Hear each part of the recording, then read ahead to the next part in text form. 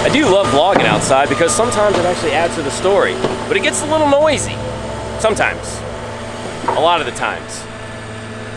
Having a professional studio space is pretty amazing. It has definitely helped level up my creative career, so to speak.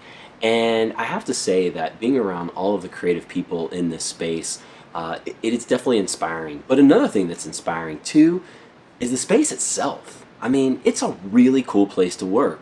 I try to work out of here as much as I possibly can.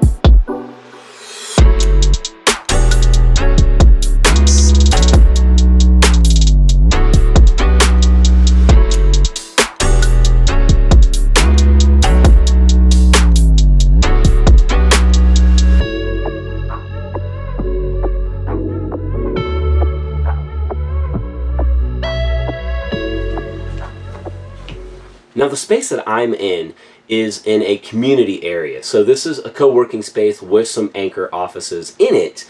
So we sometimes actually have to use this Airstream media lounge here to record in. Now, before you critique, I have not lit this place, I have not done anything with the sound. That's kind of a drawback because we have to put the light boxes in here, we have to actually do the sound, or like set up the sound in the Zoom, like our handheld recorder, and put boom mics up. And you know, the matte gray walls kind of makes you look somewhat dead in here. And when the place is really bustling, there can be a lot of ambient noise outside. Although, love this media lounge, love the Airstream.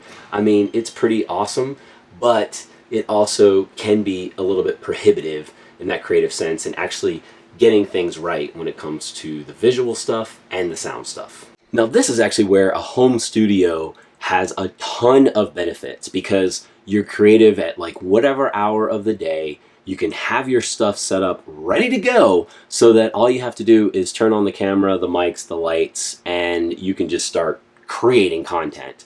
I mean, again, I have access to this place whenever I want it. However, if at some point I can't sleep at 2 in the morning and I've got a great idea and I want to start recording, I don't want to necessarily schlep all the way here to get to the studio. However, I have a home studio reveal that I'm pretty excited about. But I do have to preface, this is not my home studio. This is actually Marie, my business partner's home studio. However, I am no less excited because there's going to be a lot of creation coming out of that place. Why don't we actually flip over to that?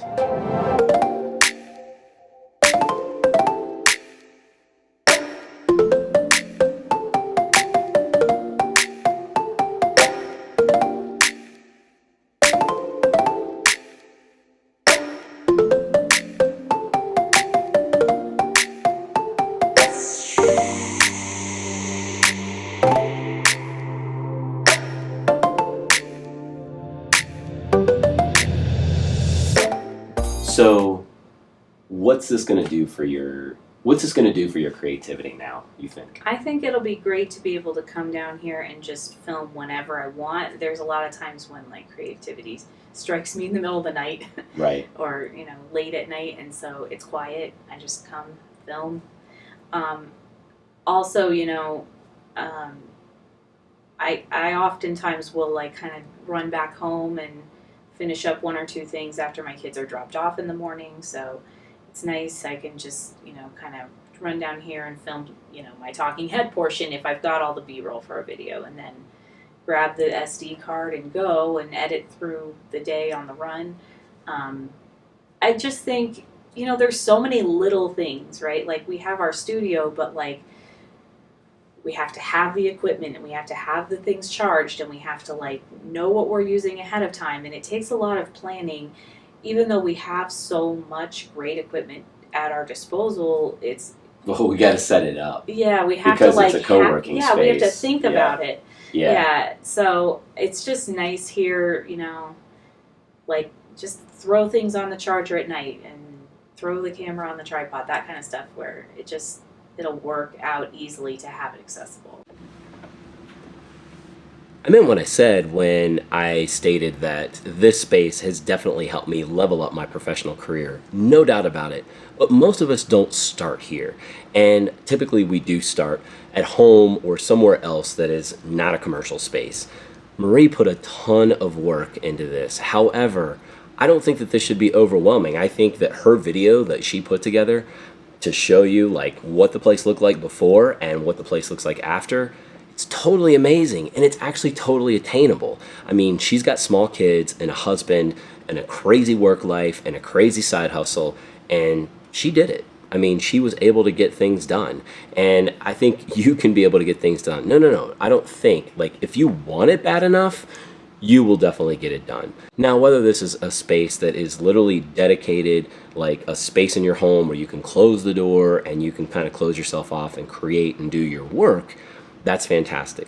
There may be actually other spaces in your home that don't have a closing door, or it may just be like a section of a much larger room. And maybe there are times during the day where you can actually get things done because like nobody's home. It just depends, but trying to get a dedicated space at home is so important, I think. Now, I mentioned in one of my earlier vlogs that I had lost my home studio space. I wouldn't say lost it. I just, I lent it to my mother-in-law for right now.